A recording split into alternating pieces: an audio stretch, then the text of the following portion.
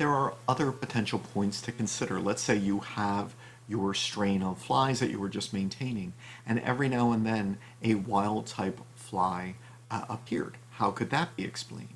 Well, if the first mutation was a point mutation, say at a specific point in the DNA, a guanine was changed to an adenine, just one single nucleotide. There might be a second mutation which occurs at some point, which would revert the adenine back to the guanine with the original nucleotide sequence. Then you would have a wild type allele which would cause red eyes. This would be a sign that your mutation was a point mutation, say a nucleotide change, that a second back mutation could revert back to the original sequence. What might you conclude if you never observed the wild type fly?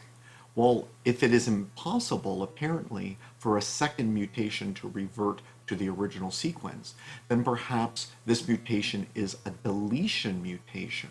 So instead of, say, a guanine being changed to an adenine, let's say the second half of the gene is absent, in which case no subsequent mutation would be able to restore the original sequence. Now, I was using flies in these examples because it's so obvious, the eye color. But when you're talking about recombination within a gene or reversion of a nucleotide to the original position, etc., these are such rare events that many geneticists researching them would be using things like bacteria and viruses instead of flies.